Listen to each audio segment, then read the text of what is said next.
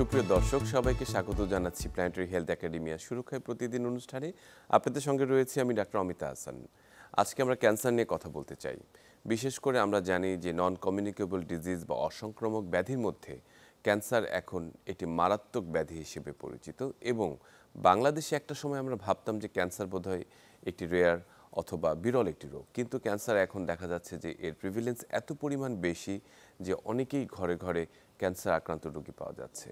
এবং যখন একটি পরিবারের কোনো সদস্য ক্যান্সারে আক্রান্ত হয় তারা কিন্তু বিভ্রান্ত হয়ে পড়ে, তারা উদ্বিগ্ন হয়ে পড়ে আসলে এর সঠিক চিকিৎসাটি কী হবে, এর সেবাটি কী হবে, এবং সব কিছু ছাপিয়ে যে বিষয়টি প্রশ্নটি মনে চলে আসে সেটি হচ্ছে এর প্রতিরোধ কিভাবে করা যায়।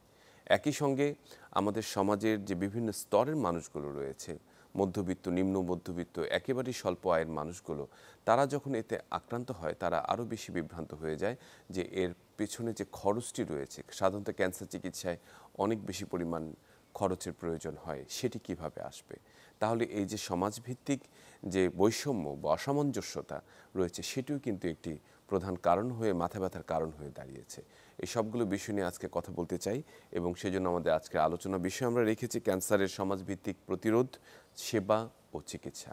এবং এই বিষয়ে আমাদের সঙ্গে কথা বলার জন্য স্টুডিওতে উপস্থিত রয়েছেন অধ্যাপক doctor Habibullah Talukdar Ruskin, cancer epidemiologist, প্রকল্প সমন্বয়কারী, গণস্বাস্থ্য সমাজভিত্তিক ক্যান্সার হসপিটাল, প্রধান সমন্বয়কারী বাংলাদেশ স্তন ক্যান্সার সচেতনতা ফোরাম, সাবেক বিভাগীয় প্রধান, ক্যান্সার ও রোগতত্ত্ব বিভাগ, জাতীয় ক্যান্সার গবেষণা ইনস্টিটিউট। আপনাকে স্বাগত অধ্যাপক ডাক্তার হাবিবুল্লাহ তালুকদার রাস্কিন। ধন্যবাদ আমাকে আজকে ডাকার জন্য। আমরা আসলে শুরুতে বলেছি যে ক্যান্সার কিন্তু এখন আসলে কোনো আর বিরল কোনো রোগের তালিকায় নেই, বরঞ্চ বলা যায় যে অসংক্রামক ব্যাধিকে সেটি লিড করছে অনেক ক্ষেত্রে, যে প্রধান একটি কারণ হয়ে দাঁড়িয়েছে। এবং বিভিন্ন ধরনের ক্যান্সার, শরীরের এমন কোনো অংশ নেই আসলে যেখানে ক্যান্সার আক্রান্ত হয় না। এবং আমরা যদি এই চিত্রটি দেখি যে একেবারেই শহরকেন্দ্রিক সেবাটির মধ্যে ক্যান্সারের চিকিৎসা সীমাবদ্ধ, এখনও প্রান্তিক জনগোষ্ঠীর কাছে কিন্তু সেই সেবাটি নেই। এবং ক্যান্সারের ধাপে ধাপে চিকিৎসা প্রয়োজন হয়, অনেক ক্ষেত্রে সার্জারি প্রয়োজন হয়, কেমোথেরাপি, রেডিওথেরাপি, পরবর্তী ফলো আপ, এবং যে ইনভেস্টিগেশনগুলো প্রয়োজন হয় সেগুলো কিন্তু একটু দামি। তো সেই বিষয়ে আসলে সবার জন্য ক্যান্সার সেবা, সেটি আসলে সমাজভিত্তিক ক্যান্সার সেবাটি কেন কেন আমরা আসলে এই বিষয়টিকে ভাবছি? ধন্যবাদ। একটা ভালো, একটা ইম্পর্টেন্ট একটা ইস্যু, সেটা হলো যে কেন আমরা বলছি সবার জন্য ক্যান্সার সেবা। সবার জন্য ক্যান্সার সেবাটা তো আসলে নতুন না, যেহেতু আন্তর্জাতিকভাবে সবার জন্য স্বাস্থ্য সেবা বা আমরা যেটাকে বলছি সার্বজনীন ইউনিভার্সাল হেলথ কাভারেজ, সার্বজনীন স্বাস্থ্য সুরক্ষা, এটা একটা আন্তর্জাতিক যে উদ্যোগ যার সাথে বাংলাদেশ সরকার কিন্তু একটার সাথে একমত হয়ে সিগনেটরি।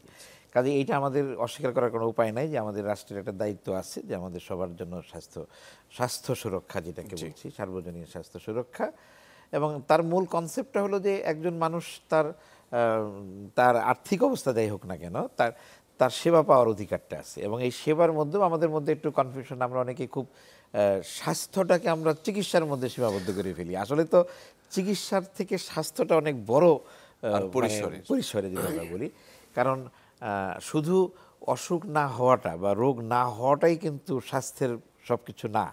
এখানে যাতে স্বাস্থ্য থেকে যে আমাদের সুরক্ষাটা, মানে প্রথম কথা হলো চিকিৎসা দেওয়াটাই সব কথা না, চিকিৎসার প্রয়োজন না হওয়াটাও হলো একটা বড় জিনিস। অর্থাৎ আমি যাতে আক্রান্ত না হই, এবং সেটা শুধু শারীরিকভাবে আমি ভালো আছি, আমি অসুখ বিসুখ নাই, এটাই যথেষ্ট না। এর সাথে বিশ্ব স্বাস্থ্য সংস্থার যে সংজ্ঞাটা সেখানে আছে যে শারীরিক, মানসিক এবং সামাজিক এবং সোশ্যাল ওয়েলবিং। তো যাই হোক, আমরা অনেক কিছু খুব ছোট করে দেখি, সেই জন্য আমরা চিকিৎসার মধ্যে পড়ে থাকি, ঘুরপাক খাই। কারণ শুধু চিকিৎসা দিয়ে তো হবে না, কারণ স্বাস্থ্য সুরক্ষা যেটাকে আমরা বলছি তার মানে প্রতিরোধ। আচ্ছা, এখন আমি যদি আবার একটু বড় প্রেক্ষাপটে যাই, যে আমি প্রতিরোধ বলি, চিকিৎসা বলি, রোগ নির্ণয় বলি, যা কিছু বলি, সব কিছু যদি হাসপাতাল ভিত্তিক হয় তাহলে আবার যে জিনিসটা আপনি শুরুতেই বলেছেন যে প্রান্তিক মানুষের কাছে সেটা যায় না। এবং আমাদের যে এখন পর্যন্ত ক্যান্সারের মতো যে আপনি একটা চিত্র বলছেন যে আসলে হৃদরোগের পরেই হলো অসংক্রামক রোগের মধ্যে, হ্যাঁ, হৃদরোগের পরেই হলো ক্যান্সারের অবস্থান। এবং আমরা জানি যে আগে যেমন আমাদের সংক্রামক রোগ নিয়েই আমাদের স্বাস্থ্য ব্যবস্থার পুরা মাথা ব্যথাটা ছিল, সেই যে আগে যে আমাদের যখন সংক্রামক রোগ ছোঁয়াচে রোগগুলোতে মানুষ মারা যেত, আমাদের ইপিআই কর্মসূচির মাধ্যমে আমরা কিন্তু এটাকে অনেকটাই নিয়ন্ত্রণে আসছে। এখন হলো অসংক্রামক রোগ, মানে যে রোগটা একজন মানুষের শরীর থেকে সরাসরি আরেকজন মানুষের শরীরে ছড়ায় না, সেটাই তো অসংক্রামক রোগ বলি আমরা। তার মধ্যে প্রধান প্রধান চারটার মধ্যে একটা হলো ক্যান্সার।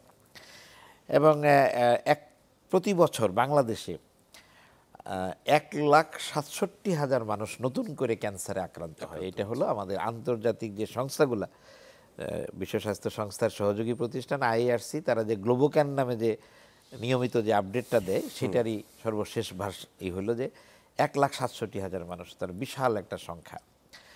এবং 1,15,000-16,000 মারা যায় প্রতি বছর, কিন্তু তারপরেও এটা প্রতি বছর বাড়তেছে। এই বিপুল সংখ্যক রোগীকে যদি আমরা সেবা দিতে চাই, আমি যদি চিকিৎসার কথাটাই আগে বলছি, যে এই যেহেতু এরা আক্রান্ত হয়, এই জন্য আগে চিকিৎসার কথা বলছি।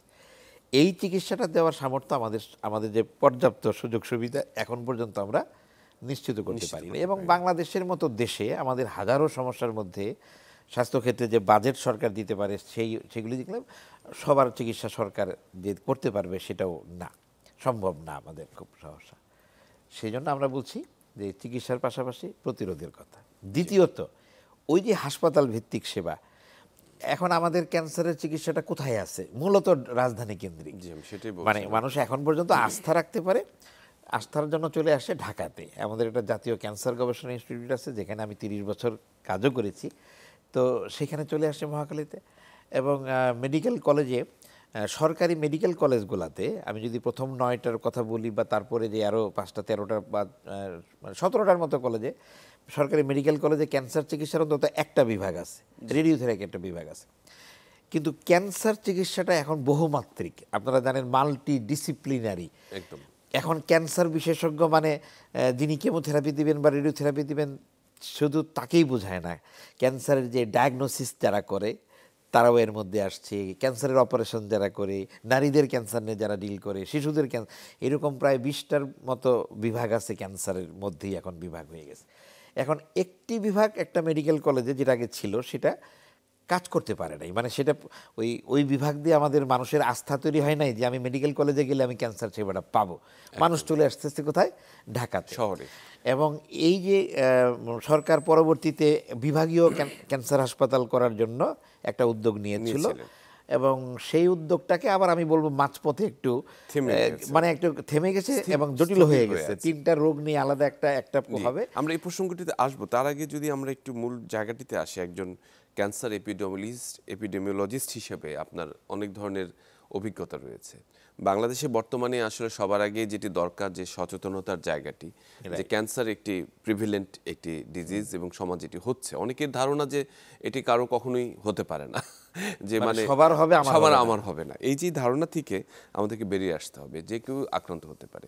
বর্তমানে ক্যান্সারের কোন ক্যান্সারগুলো সবচেয়ে বেশি আমাদের মানে হচ্ছে, মানে এই মুহূর্তে সবচেয়ে প্রথম দিক থেকে যদি হিসাব করি? প্রধান যদি আমি বলি, যদিও গ্লোবোক্যানের হিসাবে খাদ্যনালীর ক্যান্সারটা দেখাইছে, যেহেতু এটা আমাদের দেশের একদম আমাদের দেশের তথ্যভিত্তিক না, ওটাকে আমরা অস্বীকারও করতে পারি না, আবার স্বীকারও করতে পারি না। কারণ আমরা জানি যে আমাদের দেশে, যদি আমরা মানে ফুসফুসের ক্যান্সারের কথা বলবো, যদি নারী পুরুষ একসাথে হিসাব করি, ফুসফুসের ক্যান্সার এবং তারপরে মুখগহ্বরের যে ক্যান্সারটা, ওরাল ক্যান্সার, এরপরে আমাদের পরিপাকতন্ত্রের ক্যান্সার, এর মধ্যে অনেকগুলো অঙ্গ আছে। আবার নারীদের মধ্যে 1 নম্বরে স্তন ক্যান্সার, এটা নিয়ে কোনো বিতর্ক নেই। এটা আবার সব জায়গায় ঠিকই আছে, যে বাংলাদেশে শুধু না, সারা পৃথিবীতেই 1 নম্বর ক্যান্সার হলো স্তন ক্যান্সার, এরপরে জরায়ু ক্যান্সার, আবার মুখগহ্বর বা যে আমরা হেড নেক ক্যান্সার বলি সেগুলি, তারপরে পরিপাকতন্ত্রের ক্যান্সার। এইভাবে যদি আমি একটু সহজ করে বলি, মানে এই ক্যান্সারগুলোই সবচেয়ে বেশি এখন বর্তমানে হচ্ছে। এবং আমরা আসলে সবচেয়ে মানে ইম্পর্টেন্ট জিনিস হচ্ছে যে আমরা পরবর্তী ক্যান্সার চিকিৎসার যে ঝুঁকি, ঝামেলা এবং খরচ, সবগুলোই কিন্তু একেবারেই অনেক সময় অনেকের সাধ্যের বাইরে। যে এটি দীর্ঘমেয়াদী একটি চিকিৎসা, আসলেই চিকিৎসা করার পর কতখানি শতভাগ উনি আবার আগের জায়গায় ফিরে আসতে পারবেন, এবং সময়োচিত যে রোগ নির্ণয়, সেটিও কিন্তু ভীষণভাবে গুরুত্বপূর্ণ। তার আগের যে অংশটুকু, যে সেটি হচ্ছে, আমরা যদি বলি যে প্রতিরোধযোগ্য যে ক্যান্সারগুলো রয়েছে বেশিরভাগ ক্ষেত্রে, সেগুলোকে তার প্রতি আসলে কতখানি গুরুত্ব আমরা দিচ্ছি, এবং তার প্রতি কতখানি গুরুত্ব দেওয়া হচ্ছে, এবং কোন ক্যান্সারগুলো আসলে প্রতিরোধযোগ্য সহজে? আচ্ছা, আমরা এমনি বলি যে শরীরে যত ক্যান্সার তার 3 ভাগের 1 ভাগ আমরা চাইলে প্রাথমিক প্রতিরোধ করতে পারি। জি। প্রতিরোধের আবার স্তর আছে, স্তর আছে। মানে রোগ হওয়ার আগে যেটা আমরা করতে পারি যাতে না হয় সেটা হলো প্রাথমিক প্রতিরোধ। আমরা সাধারণত প্রতিরোধ বলতে প্রাথমিক প্রতিরোধ মিন করি, বাট এই যে দ্বিতীয় পর্যায়ের প্রতিরোধ তার মানে দ্রুত ডায়াগনোসিস করে চিকিৎসা করে সুস্থ করা, এটা হলো দ্বিতীয় পর্যায়ের প্রতিরোধ। আবার এরপরেও আছে যে টারশিয়ারি, অর্থাৎ মানে যাদেরকে আমরা সুস্থও করতে পারবো না তাদের জন্য আবার প্রশমন সেবা বা পেলিয়েটিভ কেয়ার।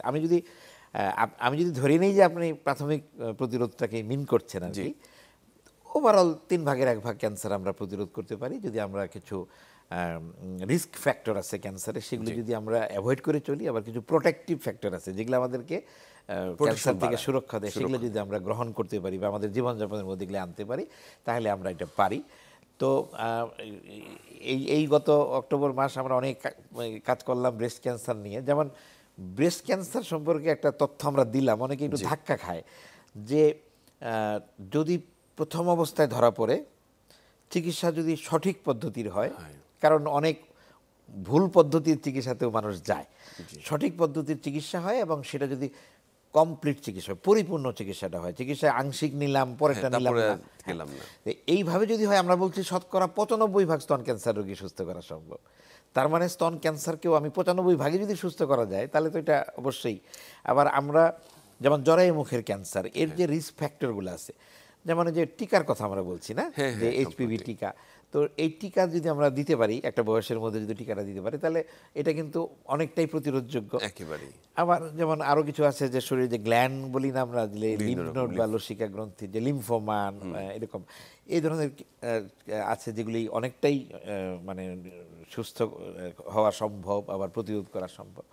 আমরা যদি আমাদের যদি যে খাওয়া দাওয়ার অভ্যাসের মধ্যে যদি কিছু পরিবর্তন আনে, আমরা পরিপাকতন্ত্রের বেশ কিছু ক্যান্সার থেকে আমরা নিজেদেরকে প্রোটেক্ট করতে পারবো। ওরাল ক্যান্সার বা মুখের ক্যান্সার, এটা যদি আমরা বিশেষ করে জর্দা, সাদা পাতা, গোল খৈনি, তার মানে অনেকাংশেই ক্যান্সার প্রাথমিক প্রতিরোধ করা সম্ভব। সঠিক পদ্ধতি এবং সঠিক সময়ে ডায়াগনোসিস করতে পারলে চিকিৎসা করে সুস্থ করা সম্ভব। একটা সংখ্যক ক্যান্সার হয়তো আমরা নানান কারণে সুস্থ করা সম্ভব হয় না, তাদের জন্য দরকার হয় প্রশমন সেবা বা পেলিয়েটিভ কেয়ার।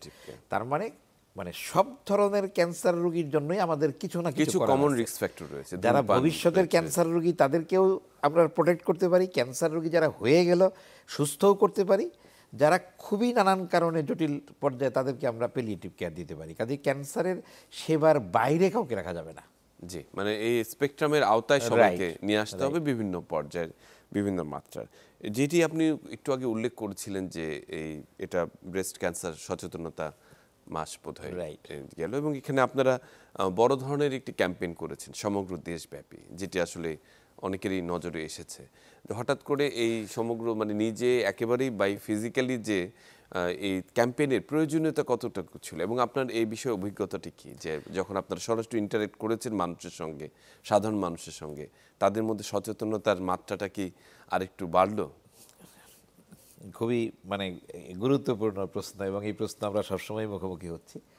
সব থেকে বড় কথা হলো যে ফিজিক্যালি আমরা কেন একটা দেশ, সারা দেশ বলবো না, অ্যাক্রস দি কান্ট্রি, আমরা এইবার গেলাম টেকনাফ থেকে তেঁতুলিয়া পর্যন্ত, এর মধ্যে অনেকগুলা জেলা, অনেকগুলো উপজেলা, আবার ঝটিকা সফরের মতো হলেও ওই এলাকাগুলোতে মোটামুটি একটা ইম্প্যাক্ট পড়ে, এবং আমরা যে সাধারণ মানুষের সাথে যে যেটুকু ইন্টারাকশন হইলো আমাদের, তাতে আমরা খুবই অনুপ্রাণিত।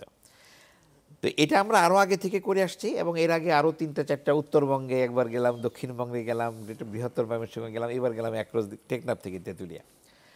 তো আমি একটা জিনিস বিশ্বাস করি, এবং আমি বলতে শুধু আমি একা মিন করতেছি না, আমি বলছি যে আমরা যারা এই কাজটা করি, আমরা একটা বিশ্বাস করি যে এই যে আমরা টেলিভিশনে আপনার এখানে কথা বলছি, এখন তো সব টিভি চ্যানেলেই কিন্তু স্বাস্থ্য নিয়ে অনেক অনুষ্ঠান হচ্ছে, ক্যান্সার নিয়েও অনেক অনুষ্ঠানে আমরা কথা বলি, অনেকেই শুনেন, কিন্তু অনেকেই তার আওতার বাইরে থেকে যান। সবাই কিন্তু টিভি টক শোটা দেখার সুযোগ হয় না, তাই না? পত্রপত্রিকা অনেকেই পড়েন, অনেকেই পড়ার সুযোগ পান না। তো আমি মনে করি যে বাংলাদেশের যে প্রান্তিক এলাকার মানুষ, এবং আমরা যেটাকে বলি হার্ড টু রিচ এরিয়া বা দুর্গম এলাকা আছে, চরাঞ্চল আছে, দ্বীপাঞ্চল আছে, আসলে সব জায়গার মানুষকেই আমাদের ক্যান্সার সচেতনতার বার্তাটা পৌঁছে দেওয়াটা আমাদের একটা দায়িত্ব। এখন টেলিভিশনে কথা বললাম বা ঢাকায় কিছু সেমিনার করলাম বা কিছু এইটাকে আমি যথেষ্ট মনে করি না।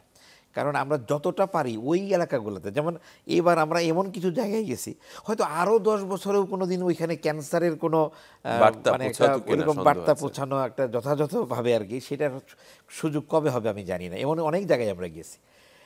এখন আমাদের ধারণা ছিল, যেমন আমরা যেহেতু এটা পদযাত্রা মানে সকাল থেকে গভীর রাত পর্যন্ত, রাত 12টায় 5-এ যখন আমরা বগুড়ার 7 মাথায় আমরা শুরু করলাম আমাদের ক্যাম্পেইনটা আর কি, পথসভা করা, র্যালি করা, লিফলেট বিতরণ করা, এই কাজগুলো করলাম, তখন অনেক মানুষ তখন রাস্তায়। তো ওই যে রাত 12টায় যারা বগুড়ার 7 মাথায় থাকে তারা কিন্তু টেলিভিশন বা পত্রপত্রিকায় হয়তো তাদের দেখার সুযোগই হয় না তাদের জীবন জীবিকার কারণে। তাদেরকেও যে আমরা বলতে পারলাম, তো এই জন্য আমি মনে করি একটা জায়গায় হয়তো আমরা কিছু লোককে বলতে পারলাম, কিন্তু এই যে আমাদের লিফলেটগুলো যে মানুষের ঘরে ঘরে যাচ্ছে, হাতে হাতে যাচ্ছে, এইভাবে মনে করি যে সারা দেশে অন্তত কিছু জায়গায় যদি আমরা একটু মানুষকে অনুপ্রাণিত করতে, আমরা যারা স্থানীয় প্রশাসনের সাথে কথা বলেছি, আমরা যে স্থানীয় জনপ্রতিনিধি তাদের সাথে কথা বলি, তাদেরকে আমরা একটা কথা বলেছি যে আমরা হয়তো আজকে আপনার এলাকায় 2000 মানুষকে সাথে কথা বলতে পারলাম বা পৌঁছাতে পারলাম, আপনারা যদি ভবিষ্যতে উদ্যোগ নেন, অনুপ্রাণিত হন, তখন আপনাদের এই এলাকা ভিত্তিক আমরা একটু বড় করে প্রোগ্রাম নেওয়ার ব্যবস্থা করতে পারি। এইভাবেই আমরা ছড়াই দিতে চাই। সরাসরি ফিজিক্যাল প্রেজেন্সের একটি আলাদা গুরুত্ব রয়েছে, যেটি আপনারা করেছেন আমার কাছে মনে হয়, এবং এটি আলাদা একটি সাড়া ফেলেছে সেই হ্যাঁ, আমরাও খুবই অনুপ্রাণিত। এবারের ট্যুরে শারীরিকভাবে হয়তো অনেক কষ্ট হয়েছে, আমাদের অনেক সিনিয়র মানুষজনও ছিলেন আমাদের সাথে, কিন্তু শারীরিক কষ্টটাকে কেউ মানে ওইভাবে গুরুত্ব দেয় নাই, যে ওই মানুষের সাথে ইন্টারেকশনের যে একটা আলাদা অনুভূতি না, সেটা মূল্য অনেক। না না, খুবই চমৎকার কথা বলেছেন। আমরা যদি একটু আমাদের জীবনধারার পরিবর্তনের কথা বলি, যে কিছু জিনিস পরিত্যাগ করতে হবে, কিছু জিনিস গ্রহণ করতে হবে সার্বিকভাবে, মানে এটি সুস্থ জীবনযাপন এবং সেটি ক্যান্সারের থেকে মুক্তি পাওয়ার জন্য। তার মধ্যে আসলে যেটি আপনি অলরেডি উল্লেখ করেছেন যে ধূমপানজনিত কারণ, এবং মুখে আমার অনেকের ধারণা যে শুধু ধূমপান না করে জর্দা, গুল, এগুলো খৈনি, এগুলো ব্যবহার করলে এটি বোধহয় তেমন কোনো ক্ষতি হয় না, কিন্তু সেটি আরও ভীষণ রকমভাবে ক্ষতি করে।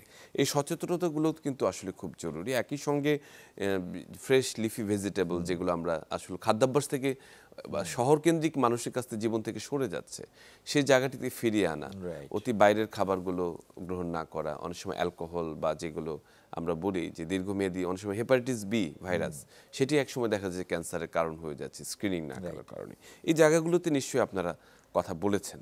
আপনি অলমোস্ট এই কথা বলতে বলতে কিন্তু অনেকগুলোই বলে ফেলছেন। যেমন আমাদের একটা ক্যাম্পেইন আছে 557, এটা হলো যে ক্যান্সার প্রতিরোধে 5টি জিনিসকে বর্জন করুন, 5টি জিনিস গ্রহণ করুন, 7টি বিষয়ে সতর্ক থাকুন। আপনি কিন্তু অলরেডি বলে ফেলছেন সবগুলো। আমি যখন সময় আমরা কম পাই কথা বলার জন্য, তখন আমরা বলি কি যে জাস্ট 2-3 মিনিটে আমরা বলে চেষ্টা করি 5টি জিনিসকে বর্জন করুন। তার মধ্যে একটা বলছেন তামাক, সেটা বিড়ি, সিগারেট, হুক্কা, অ্যালকোহল বা মদের কথা আপনি বলেছেন, এটাও যেহেতু ক্যান্সারের জন্য অনেকাংশে দায়ী। আমরা বলছি যে বাল্যবিবাহ, অর্থাৎ জরায়ু মুখের ক্যান্সারের সাথে এটাও একটা বড় অনুষঙ্গ, বাল্যবিবাহটা আমরা বর্জন করি। আমরা একাধিক সঙ্গীর সাথে মেলামেশার যে শারীরিক মেলামেশাটাকে আমরা যেহেতু নিরুৎসাহিত করি, সেটার কথা বললাম। এরকম 5টা জিনিসকে বললাম যে আর্সেনিকযুক্ত পানি ব্যবহার করবেন না, এরকম অনেক বলা যাবে, কিন্তু প্র্যাকটিসের জন্য বলি 5টা কথা। এরকম 5টি ভালো জিনিস অলরেডি আপনি বলে ফেলছেন, যে শাকসবজি, ফলমূল, আমরা বলি যে প্রোটেক্টিভ ফ্যাক্টর আছে, সেটা আমাদের পরিপাকতন্ত্রের অনেক ক্যান্সার থেকে আমাদের পরিচ্ছন্নতা, মানে মুখের যে ক্যান্সারের সাথে আমরা যদি বলি যে রেগুলার যে আমরা বলি যে দাঁত মুখ পরিষ্কার করা, সেটার সাথে বিশেষ করে মেয়েদের যে পিরিয়ডের সময় যে মানে হাইজিন, যেটা হাইজিন, পার্সোনাল হাইজিনের কথা বলছি, সে ব্যক্তিগত পরিচ্ছন্নতাটা, এটা একটা ভালো জিনিস যেটা আমাদের গ্রহণ করা উচিত। আপনি ভ্যাকসিনের কথা বলছেন, অবশ্যই আমরা হেপাটাইটিস বি এবং এইচপিভি মানে জরায়ু মুখের ক্যান্সারের জন্য এটাকে আমরা প্রমোট করব। এই 5টার মধ্যে এটা এরকম আমরা 5টা জিনিসকে যদি বলি, জাস্ট আমরা 5টি জিনিস অন্তত বর্জন করুন, 5টি জিনিস গ্রহণ করুন। এটা সতর্ক সংকেতের কথা বলা হয় যে এগুলির দিকে লক্ষ্য রাখা, এগুলি আবার দেখা দিলেই যেন আমরা ধরে না নিই যে ক্যান্সার, এটা আগে একটু বলা দরকার, কারণ একটু সচেতন হওয়া দরকার, ডাক্তারের পরামর্শ নেওয়া দরকার। খুসখুসে কাশি বা ভাঙা কণ্ঠস্বর যেটা হয় না, দীর্ঘমেয়াদী যদি হতে থাকে, আমরা বলি 2 সপ্তাহ হাতের কাছে যা পাওয়া যায় সেগুলি দিয়ে আমরা যদি চিকিৎসা নেওয়ার পরেও যদি কোনো পরিবর্তন না হয়, অবশ্যই আমরা এই 7টা সংকেতের ক্ষেত্রেই বলবো ডাক্তারের কাছে যান। তো খুসখুসে কাশি বা ভাঙা কণ্ঠস্বর, এটা যেমন আমাদের এই যে ভয়েস বক্স যেটাকে বলি, ল্যারিংস, ভোকাল কর্ড, এই জায়গার ক্যান্সার হলে এরকম হইতে পারে। আবার ফুসফুসের ক্যান্সারের একটা অ্যাডভান্স স্টেজে গিয়ে এরকম হইতে পারে গেল। 2 নম্বর হলো যে স্তনে বা শরীরের যে কোনো জায়গায় যদি একটা চাকা, পিণ্ড বা গোটা বা এরকম জাতীয় কিছু থাকে, সেটাও আমি বলবো সেগুলো হলেই ক্যান্সার না, বাট ডাক্তারের কাছে দেখা দরকার। যদি ঘা শুকাচ্ছে না, ঘা যদি সহজে না শুকায়, তাহলে আমরা ডায়াবেটিসের কারণ হতে পারে। ডায়াবেটিস না থাকলে আমরা সন্দেহ করবো যে এটা হয়তো বা ক্যান্সারের লক্ষণ হতে পারে। শরীরের যে কোনো রাস্তা দিয়ে যদি অস্বাভাবিক রক্তক্ষরণ হয়, সেটা নাকে, মুখে, পায়খানার রাস্তা, প্রস্রাবের রাস্তা বা মাসিকের রাস্তা, এই ধরনের হইলে আমরা বলবো যে অন্তত ডাক্তারের পরামর্শ নিন।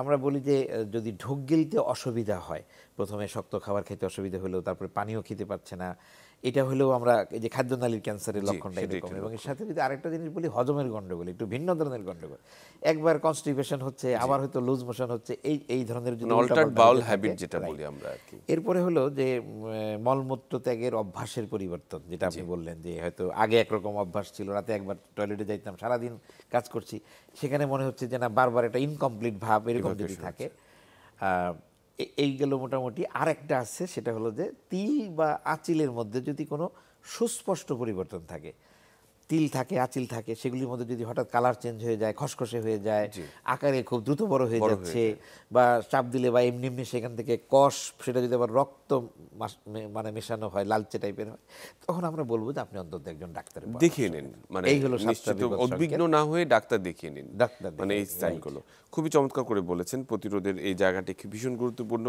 একই সঙ্গে যেটি আমরা আসি, খরচের বিষয়টি নিয়ে আসি, যে সরকারি এবং বেসরকারির মধ্যে সেবার মধ্যে আকাশ পাতাল আমরা পার্থক্য দেখতে পাই। যে সরকারি সেবার জায়গাটি আবার সীমিত, যে একেবারেই খুব সীমিত, যে সেখানে যে দীর্ঘ লাইন ধরে সেটি চিকিৎসা নেয়া, রেডিওথেরাপি বা কেমোথেরাপির জন্য অপেক্ষা এবং সার্জারির জন্য অপেক্ষা, এবং সেখানে ক্যান্সার হওয়া মাত্রই মানুষ কিন্তু ভীষণভাবে উদ্বিগ্ন হয়ে যায় যত তাড়াতাড়ি সম্ভব, এবং আসলেই সত্যি যে যত দ্রুত সম্ভব চিকিৎসা নেওয়াটির জন্য সেই জায়গাটি। এবং বেসরকারি পর্যায়ে আবার দেখা গেল তাদের সেই খরচটি মেটানো সম্ভব হচ্ছে না। এটির সমন্বয় ঘটানো আসলে কিভাবে সম্ভব, এবং সেই জন্যই আমি বলছি সমাজভিত্তিক যে সেবাটি আপনারা, কনসেপ্টটি আপনারা বলছেন, সেটি কিভাবে সেটিকে সহায়তা করতে পারে। হ্যাঁ, প্রথম অংশের জন্য জবাবটা বলি এরকম যে আমাদের যে সরকারিভাবে যদি চিকিৎসা কেউ নিতে পারে, বেসরকারির চাইতে 4 ভাগের 1 ভাগ, 5 ভাগের 1 ভাগ, কোনো ক্ষেত্রে 10 ভাগের 1 ভাগ খরচে সেটা সম্ভব। মানে এটা যদি বিপরীত দিক থেকে বলি যে সরকারির চাইতে 10 গুণ বেশি পর্যন্ত আছে বা 5 গুণ বেশি, এটা ঠিক কিনা সেটা আমাদের চিন্তার বিষয়। দ্বিতীয়ত হলো এটা অপর্যাপ্ত এবং অতি কেন্দ্রীভূত, মানে আমরা যেটা বলছিলাম যে একদম হাইলি সেন্ট্রালাইজড, একদম শহর পর্যায়ে, রাজধানী কেন্দ্রে। তো তারপরেও যে ব্যবস্থাটুকু ছিল সেটুকু যদি সার্ভিসটা ঠিকমতো দিতে পারতো। দেখেন, রেডিওথেরাপি একটা খুব বড় একটা অংশ, চিকিৎসার একটা বড় পদ্ধতি, যেটা ক্যান্সার ইনস্টিটিউটে 6টা মেশিন আছে। এই 6টাও যথেষ্ট না, তারপরেও সেই 6টার মধ্যে গত কিছুদিন যাবৎ, বেশ কিছুদিন যাবৎ 1টা বা 2টা চালু থাকে বা হয়, বাকিগুলা সব অকেজ। এইভাবে যদি চলে তাহলে একটা রুগীকে 1 বছর পরে যদি আপনি ডেট দেন, তার আর চিকিৎসা রেডিওথেরাপি দেওয়া না দেওয়া একই কথা। তার মানে আমাদের অবশ্যই এই পর্যাপ্ত চিকিৎসা ব্যবস্থা রাখতে হবে। এবং আমি আরেকটা কথা বলি যে নীতি নির্ধারণী পর্যায়ে একটা ডিসিশন নেওয়া দরকার যে কেন মেয়াদ শেষ হওয়ার 5 বছর 7 বছর পরেও এগুলো কিনা হলো না, এর জন্য কারা দায়ী সেটা নিয়ে আমাদের একটু তদন্ত করা দরকার, ভবিষ্যতে যাতে না হয়। কারণ 5 বছর 6 বছর কেন এরকমভাবে চলবে, সেটা হলো একটা দিক। দ্বিতীয়ত হলো কেন্দ্রীভূত ব্যবস্থা থেকে আমাদের পরিত্রাণ পেতে হবে। বিভাগীয় পর্যায়ে অবশ্যই ক্যান্সার হাসপাতালগুলো চালু হইতে হবে, এবং সবকটা সরকারি মেডিকেল কলেজে ক্যান্সার চিকিৎসার যে প্রধান 3-4টে পদ্ধতি সেটা থাকতে হবে, যেটাকে আমরা কম্প্রিহেন্সিভ বলি, সমন্বিত। এই গেল সরকারিভাবে। আর একটা জিনিস করতে হবে যে ওই যে হাসপাতালগুলোর সাথে প্রান্তিক জনগোষ্ঠীর একটা সংযোগ থাকতে হবে, লিঙ্ক তৈরি করতে হবে। যে কারণে আমরা বলছি সমাজভিত্তিক। তার আগে বেসরকারির কথায় এক মিনিটে বলে আসি। বেসরকারি ক্ষেত্রে যে ক্যান্সার চিকিৎসার খরচটা আমার কাছে, যারা হাসপাতাল করেন তাদের হয়তো যুক্তি আছে, কিন্তু আমার কাছে ব্যক্তিগতভাবে এটা একটা মানে অযৌক্তিক মনে হয়, অযৌক্তিক রকম বেশি মনে হয়, যে 10 গুণ বেশি বা এরকম বেশি। তো সেক্ষেত্রে অবশ্যই সরকারের যদি কিছু করার থাকে, ট্যাক্স থেকে শুরু করে সেখানে কিছু করা উচিত। আবার যারা প্রাইভেট সেক্টরে প্রতিষ্ঠান করেন তারা এই ধরনের ক্যান্সার চিকিৎসার মতো একটা বিষয়ে আরেকটু মানবিক হইতে পারেন কিনা সেটাও দেখার বিষয়। এবার আমি সর্বশেষ প্রসঙ্গে আসি, সমাজভিত্তিক ক্যান্সার সেবা। এই কারণেই আমরা বলছি যে শুধু হাসপাতাল ভিত্তিক সেবা হলে হবে না। আমি যতটুকু হাসপাতালে গিয়ে দিব তার আগে কিছু আমি তার সমাজভিত্তিক, মানে উনি যেখানে থাকেন, পাড়া মহল্লা গ্রাম চর যাই হোক না কেন, ওইখানে যেন উনি ক্যান্সার সেবা, সেবা বলতে প্রতিরোধ, ডায়াগনোসিস, স্ক্রিনিং, এর কিছু না কিছু যেন উনি ওনার ওই সমাজের যে মধ্যে থেকেই পেতে পারেন। আপনি উল্লেখ করছিলেন যে আমরা না, এটা আমি কেরালায় দেখে আসছি আজ থেকে 2003 সালে সমাজভিত্তিক ক্যান্সার সেবার অসাধারণ একটা নেটওয়ার্ক। মানে একটা পঞ্চায়েত লেভেলে একটা রোগী গিয়ে যেন একটা আর্লি ক্যান্সার ডিটেকশন সেন্টার, মানে একেবারে সূচনায় ক্যান্সার নির্ণয় কেন্দ্র, মিনিমাম ইনফ্রাস্ট্রাকচার, অবকাঠামো সামান্য, একটা বা দুটো রুম, আর লোকবল খুব সামান্য। এখানে টেলিমেডিসিনের মাধ্যমে এই যে প্রত্যেকটা সেন্টার ওইখানে কানেক্টেড, হ্যাঁ তারা কানেক্টেড হয়ে তাদেরকে পরামর্শ দিতে পারছে। কেরালার রাজধানীতে বসে একটা টিম মানে রোস্টার করে সারাক্ষণ সারা দেশের ওই পঞ্চায়েত লেভেলের ছোট ছোট সেন্টারগুলোকে সাপোর্ট দিচ্ছে। এই কাজটাই আমরা করতে চাই বাংলাদেশে। প্রথমত এই সমাজভিত্তিক সেবার মধ্যে প্রতিরোধ, যেহেতু আপনি বারবার বলছেন সেজন্য আমি বলছি, সমাজের যারা মাথা, যাদের কথা মানুষ শুনে, তাদেরকে আগে আমরা উদ্বুদ্ধ করব। তাদের মাধ্যমে সমাজের সব মানুষকে আমরা তাদেরকে সচেতনতার মধ্যে নিয়ে আসব। কিছু সেবা যাতে ক্যান্সারের এই লক্ষণগুলো দেখা দিলে একটা জায়গায় গিয়ে প্রাথমিক একজন চিকিৎসকই যেন তাকে কিছু ধারণা দিতে পারে, আর টেলিমেডিসিনের মাধ্যমে তাকে সঠিক পরামর্শটা দেওয়া দরকার। শুধুমাত্র আপনি এখন কি করবেন, কোথায় যাবেন, এই সিদ্ধান্তটি, মানে সঠিক সময়ে সঠিক সিদ্ধান্তটি, তাইলেই আমাদের দেশের চিকিৎসা ব্যবস্থার আমাদের মানে পর্যাপ্ততার যে অভাবটা আছে সেটা কিছুটা পূরণ করা সম্ভব যদি আমরা এই সমাজভিত্তিক সেবাটাকে যদি আমি কানেক্ট করতে পারি হাসপাতালের সাথে। সমাজভিত্তিক সেবার সঙ্গে সমাজভিত্তিক অর্থনৈতিক কোনো বিন্যাস রয়েছে কিনা, যেমন যার যার সামর্থ্য সেই অনুযায়ী সে পেমেন্ট করবে, কিন্তু সেবাটি সে একটা স্ট্যান্ডার্ড বা অপটিমাল লেভেলে পাবে। হ্যাঁ, এটা আমাদের সামনে উদাহরণ আছে। মানে আমি এখন অবসরের পরে আমি যেখানে কাজ করতেছি গণস্বাস্থ্য সমাজভিত্তিক ক্যান্সার হাসপাতাল, এবং আমি আবারও শ্রদ্ধা জানাই ডাক্তার জাফরুল্লাহ চৌধুরীর মতো একটা ব্যক্তিকে। উনি কি করে এত আগে এগুলো চিন্তা করছেন। ওনার হাসপাতালগুলোতে কিন্তু এই জিনিসটা আছে, গণস্বাস্থ্যের সব প্রতিষ্ঠানে, ক্যান্সার প্রকল্পেও আছে, যে তার যে আর্থিক অবস্থা অনুযায়ী 6টা গ্রুপে ভাগ করা আছে, ক্যাটাগরি। এবং ওইখানে যদি কেউ একজন 1 বছরের জন্য যদি একটা বিমা খুবই অল্প টাকায় কয়েকশো টাকা দিয়ে যদি নেন, তাহলে ওই ক্যাটাগরি অনুযায়ী যখনই উনি চিকিৎসার জন্য আসবেন ওনার সমস্ত খরচগুলো ওই অনুযায়ী কমে যাবে। যেমন আমি ব্রেস্ট ক্যান্সারের অপারেশনের কথা উল্লেখ করতে পারি। গণস্বাস্থ্যে আমরা অকল্পনীয়, মানে সর্বোচ্চ 65,000 টাকা দিয়ে আমরা ব্রেস্ট ক্যান্সার অপারেশন করতেছি। আপনি যে কোনো একটা ঢাকা শহরের ক্লিনিকে যান, আপনি ডাবল টাকা লাগবে। কিন্তু এখানেও আবার 6টা গ্রুপ করা আছে, এবং 30,000 টাকা দিয়েও একজন দরিদ্র রোগী এখানে চিকিৎসা নিতে পারেন। তার মানে আমরা সরকারকে বলবো বা অন্যান্য যে সমস্ত সামাজিক সংগঠন যারা ক্যান্সার নিয়ে কাজ করেন সবাইকে যার যার মানে এরকম যদি একটা পলিসি নিতে পারেন, যে আমার ওই যে, এবং বেসরকারি হাসপাতালগুলোকেও আমি অনুরোধ করতে চাই যে রোগীর আর্থিক অবস্থা অনুযায়ী যদি আপনারা এরকম রাখেন, সেখানে যদি আপনার আবার অনেক সমাজ কল্যাণমূলক সংস্থাগুলোকে যদি ট্যাগ করে দেন, হাসপাতাল মিনিমাম এত টাকায় এই সেবাটা দিল, ওই সেবাটা যারা দিতে পারছে না, পে করতে পারতেছে না, তাদেরকে আবার সমাজ কল্যাণ সংস্থার সাথে যুক্ত করে দিলেন। এইভাবে যদি একটা হলিস্টিক ভাবে আমরা যদি একটা চিন্তা করি, এবং মানে সরকার, বেসরকারি সংস্থা এবং এনজিওগুলো এবং আমাদের দেশের যারা শিল্পপতি ব্যবসায়ী যারা আছেন মাশাআল্লাহ, তারা অনেক মানে তাদের সক্ষমতা বেড়েছে, তারাও যদি এগিয়ে আসেন, সবাই মিলে এই যে দরিদ্র অসহায় ক্যান্সার রোগীদেরকে আমরা অবশ্যই চিকিৎসার ব্যবস্থা করতে পারব। সেটি আসলে মূল একটি গুরুত্বপূর্ণ বিষয়। এবং আমরা জানি যে বর্তমানে সমাজ সংস্কারের সঙ্গে সঙ্গে স্বাস্থ্যসেবার সংস্কারের বিষয়ে অনেক কথা হচ্ছে, নতুনভাবে চিন্তা করা হচ্ছে, ঢেলে সাজানোর কথা বলা হচ্ছে। তাতে ক্যান্সারের জায়গাটি আসলে কতখানি গুরুত্ব পাওয়া উচিত বলে মনে করেন? অবশ্যই পাওয়া উচিত। আমরা যদি আমি অসংক্রামক রোগগুলো যদি ধরি, 4টা প্রধান রোগের মধ্যে ক্যান্সার যেহেতু, এবং ক্যান্সার নিয়ে যেমন কেবল তো একটা সংস্কারের যে কমিশন হবে তার একজন প্রধান আজাদ স্যারের নামটা আসছে, কিন্তু এখনো পূর্ণাঙ্গ কমিশন হয় না। এবং যখন হবে মানে আমরা চেষ্টা করব যারা ক্যান্সার নিয়ন্ত্রণ নিয়ে আমরা ভাবি চিন্তা করি, আমরা হয়তো আমাদেরও একটা পরামর্শ তাদেরকে দিব, অবশ্যই, যাতে একটা আমাদের দেশে আবারও বলি, খুব কষ্ট হয় আমাকে বলতে, যে এই মুহূর্তেও বাংলাদেশে একটা জাতীয় ক্যান্সার নিয়ন্ত্রণ কর্মসূচি নাই, জাতীয় ক্যান্সারের আমাদের যে নিবন্ধন প্রোগ্রাম নাই, জাতীয় স্ক্রিনিং প্রোগ্রাম নাই, আমরা ঠেকার কাজ চালাচ্ছি। এটা কেন হবে স্বাধীনতার 50 বছর পরে? সেটি খুবই গুরুত্বপূর্ণ একটি কথা এবং নিশ্চয়ই আসলে সেই বিষয়গুলো সামনে আসবে এবং নীতি নির্ধারকদের চিন্তার মধ্যে আসবে এবং নীতি নির্ধারিত হবে, এটাই আমরা বিশ্বাস করি এবং দেশের মানুষ ক্যান্সার প্রতিরোধ করবে, সেই প্রত্যাশা আপনার কাছেও থাকলো। আপনাকে অসংখ্য ধন্যবাদ আমাদের সঙ্গে এতক্ষণ যুক্ত থাকার জন্য। ধন্যবাদ আমাকে ডাকার জন্য আজকে। আমরা আসলে সত্যিকার অর্থে খুব গুরুত্বপূর্ণ কিছু তথ্য শুনলাম, বিশেষ করে ক্যান্সারের সমাজভিত্তিক যে সেবাটি রয়েছে এর প্রতিরোধ এবং চিকিৎসা নিয়ে এবং এর ব্যয়ভারটি নিয়েও। একই সঙ্গে সেটি খুবই পরিধানযোগ্য যে জাতীয় পর্যায়ে এর একটি সমাজভিত্তিক চিন্তা আসলে আসা উচিত, যাতে দরিদ্ররা এবং যারা নাকি নিম্ন মধ্যবিত্ত সবাই যাতে এর একটি সমান সেবাটি পেতে পারেন। আমরা একই সঙ্গে এটিও গুরুত্বপূর্ণ যে আমরা ক্যান্সারকে প্রতিরোধ করার জন্য যা যা করার প্রয়োজন সেটি বিষয়ে আমরা সতর্ক থাকব, সচেতন থাকব। সবাই ভালো থাকবেন, সুস্থ থাকবেন।